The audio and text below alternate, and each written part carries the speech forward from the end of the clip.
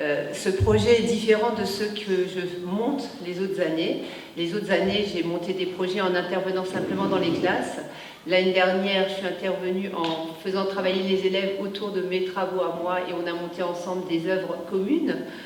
Et cette année, l'idée, c'était d'unir des écoles franco-allemandes, donc des écoles en France et en Allemagne, pour unir les deux côtés de la frontière. Pourquoi unir les écoles franco-allemandes? Parce qu'on sort du Covid, alors on commence à être un peu loin, mais on en est encore...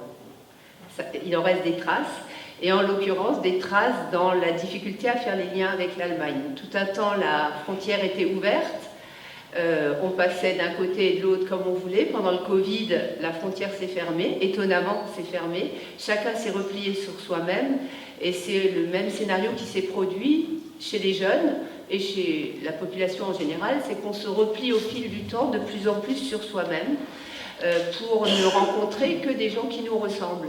Et l'objectif du projet est un objectif universaliste qui va dans l'autre sens. C'est un objectif de nous réunir autour de nos différences et pas autour de nos identités. Et c'est vraiment l'objectif du projet, et c'est pour ça que je trouvais que c'était important aussi, symboliquement aussi, que ça se fasse avec la France et avec l'Allemagne. Alors le problème du projet, c'est qu'il est arrivé après le 7 octobre, et après le 7, enfin il a démarré un tout petit peu déjà avant le 7 octobre, mais il a dû se poursuivre après le 7 octobre. Et après le 7 octobre, la période est devenue compliquée. Et donc pendant un temps, on a ralenti le projet, ce qui fait qu'on a couru pour le continuer après, parce que c'était une période où les haines ont commencé à monter, l'antisémitisme a beaucoup monté, et donc c'est une période où on pensait que la vigilance nécessitait qu'on retarde le projet.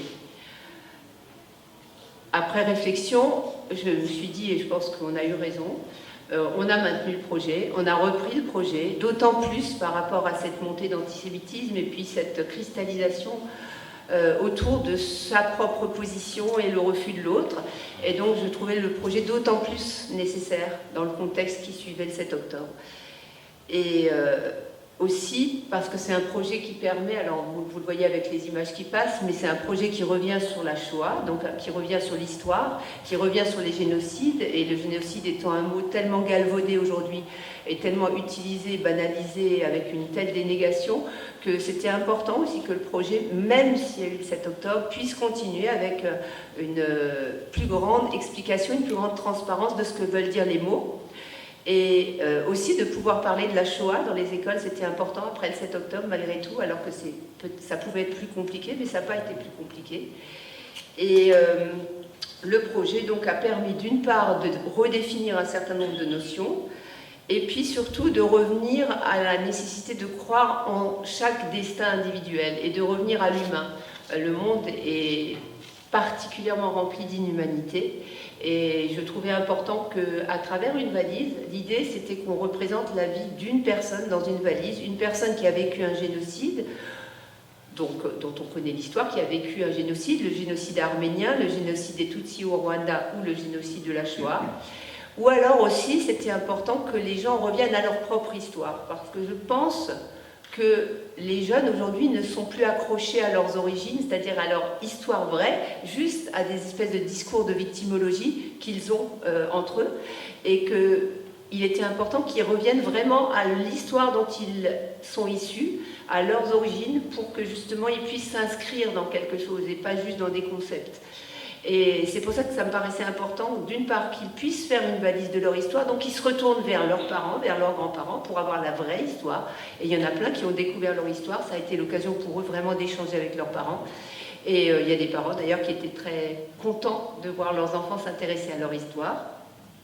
Et aussi pour dire qu'on a tous une histoire différente, même si on a vécu, on en parlait encore tout à l'heure, les enfants cachés, c'est pas parce qu'ils ont été cachés pendant la dernière guerre qu'ils ont la même histoire, chacun a une histoire individuelle qui n'est pas la même.